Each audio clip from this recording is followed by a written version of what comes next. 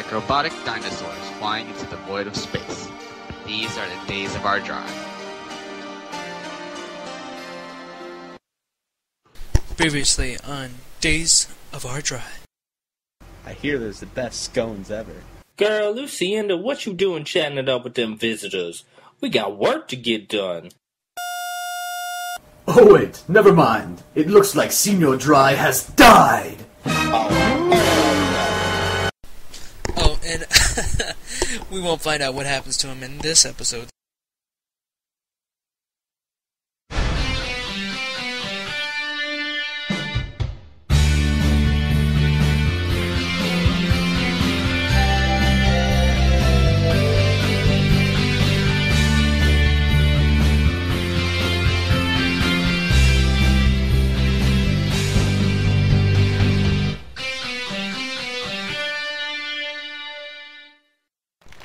Good morning, Mars. Today, we have a special guest coming straight from his horrible murder of Dry, Al Gore. Well, Al Gore, it seems your lifelong goal of killing Dry has finally come to pass. How are you feeling? Well, Cosmoid, I'm happy and saddened. I'm happy that the little prick finally got what was coming to him by being horribly burned alive by my car bomb. But I'm also sad because I've spent nearly my entire life seeking revenge against him. I'm going to have to now stop living my life of revenge, and instead live a happy life full of joy and sexy fembots, something I'm not very used to. Well, I'm sure there are many viewers at home that are well aware of your never-ending plot of revenge against Dry, but some of them may not know why you've been plotting revenge. Tell us how it all began. Well, it all started when I was an unsexy, awkward teenager with dreadlocks. Me and Senior Dry used to get along until that one fateful day in high school. Me and Dry went to high school together at the prestigious, sexy high school for attractive people and also Al Gore.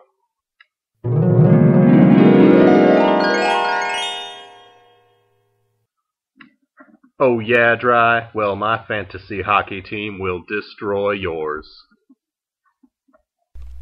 Gosh, Al Gore.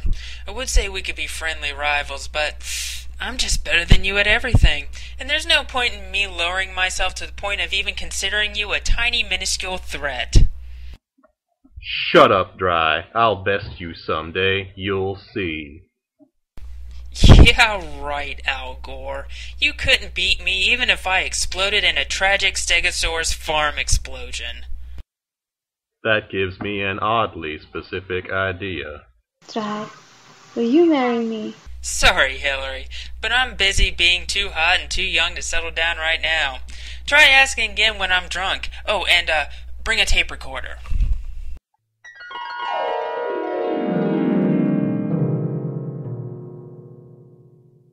It was about an hour after that when I found out that his team had beaten mine.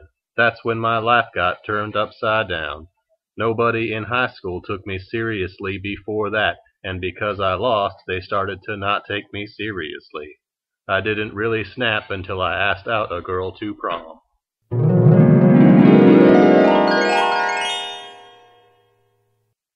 Hey Megan Fox, how about you and me go out to prom? I can take you to a really nice fast food restaurant and stuff where we can eat and make out.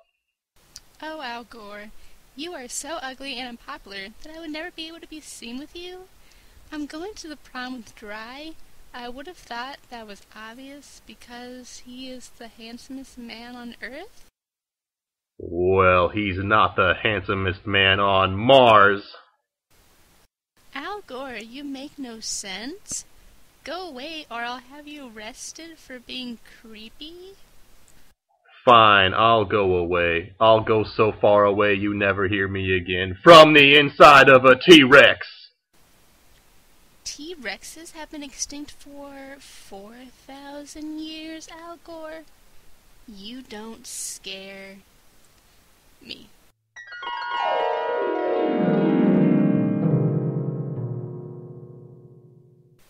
So really, it was Dry who made your life a living hell in high school. Yes, but I took it upon myself to become something better. It was that night in my basement when I started to think about my plans for reviving the dinosaurs.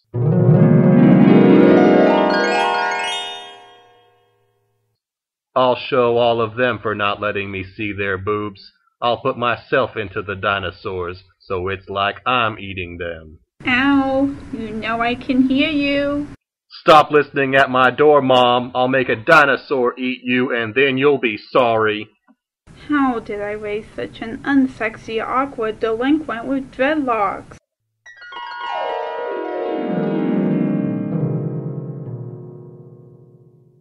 And then it hit me. If I got rid of my dreads, I might be as sexy as Dry.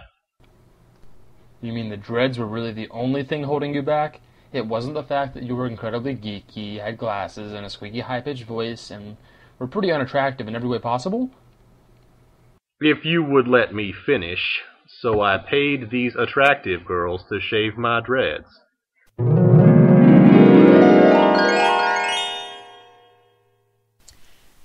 Al Gore, we would sleep with you if your hair didn't smell like a rat farted into a freezer full of rotten eggs. Well, ladies, how do I look now that my dreads are gone? Am I sexy?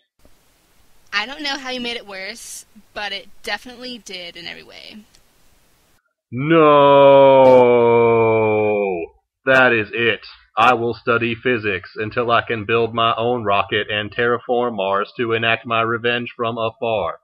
Then I will build dinosaur labs that cause global warming and make $1 million to tell people that global warming is man-made, and they'll never know it was me. Stop talking to me, Al Gore.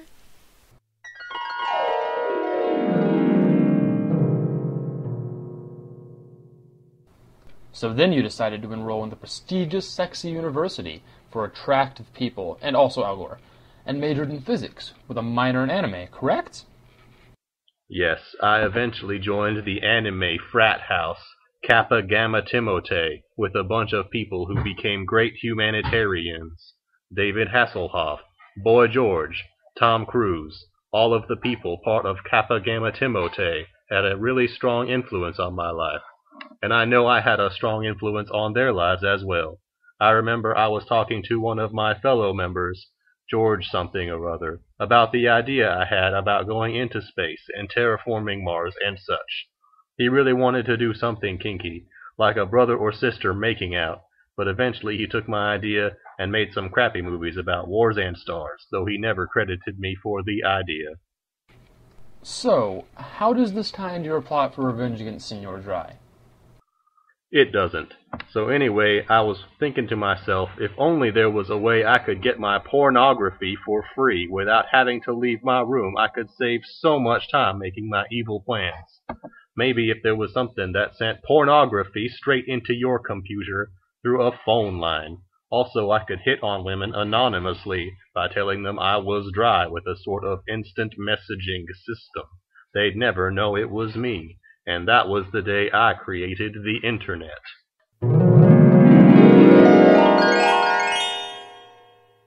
There, I finally finished connecting these 20 computers to a sort of network so that anything we do can be seen on the other ones. Now I just need to find 19 other people who are good at drawing dinosaurs having sex with MS Paint.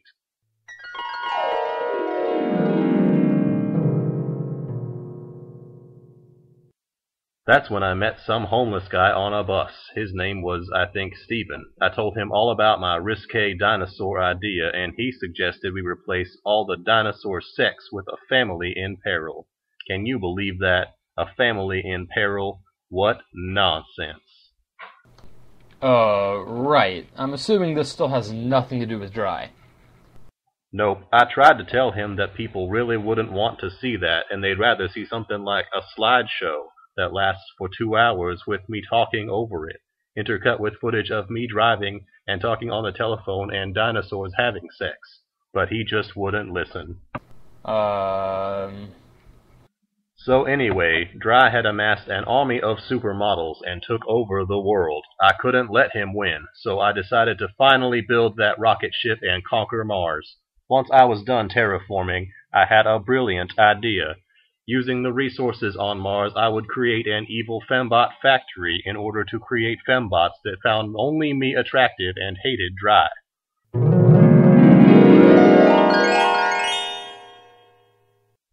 I have built the ideal woman who loves physics and dreadlocks, and she will love me both physically and whatever the other kind of love is. Yay God, you are my creator.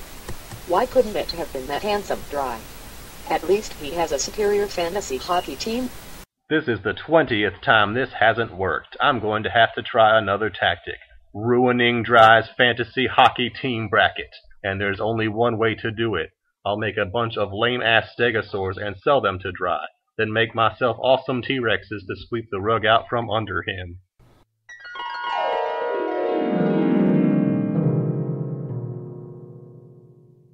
Sorry to interrupt you there, Al Gore, but we have to go to a commercial break. Feeling lonely because you're a prepubescent teenager plagued with acne? Can't get a date because you were exposed to radiation and now have tentacles growing out of your face? Then try our new fembots from Gory Labs. These fembots will never turn you down or find another guy attractive because they're programmed to find only you attractive. Try dating one today, only from Gory Labs. Programming to find you attractive, not guaranteed. Fembots may leave you for Senior Dry. That's sexy, sexy beast. See your doctor if you get nausea, cancer, loss of appetite, car insurance, or an involuntary sex change from fembots. And we're back with the triumphant story of Al Gore's evil revenge. If you would continue, Senor Gore. After trying several times to build a dinosaur from scratch, I realized that it was impossible, so I befriended the only person who knew more about physics than me, Stephen Hawking. Al Gore promised me he would leave me alone if I built him a time machine, so I did because his hair smelled like a duck wrapped in a box of rotting ham and let it bake in the sun. I used the time machine to travel back to the time of the dinosaurs and froze a bunch of their eggs with liquid nitrogen in a secret compartment underground, then came back to the present and dug them up and started growing my own dinosaurs. The time machine only went backwards, so I had to freeze myself in with a bunch of stegosaurs and wait until present day again. Overall, I traveled back 7 or 8 times and brought different dinosaurs each trip. You mean you froze yourself and waited with the dinosaurs, right? Why would I freeze myself? Right. Anyways, you eventually confronted Dry about this. Yes, I told him that everything was in place and I would have my evil revenge.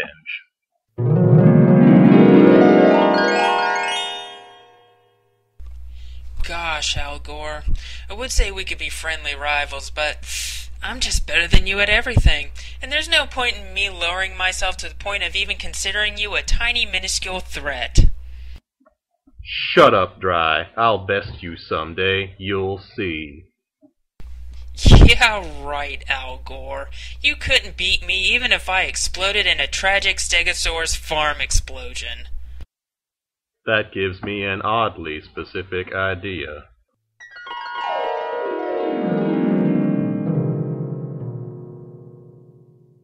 And then I eventually killed him with bombs or something. Right. Well, it was a heartwarming story, Al Gore. Good luck to you and your future revenge-filled endeavors. That's all for today's show. Tune in next time when we interview Megan Fox about her tragic encounter with a T-Rex.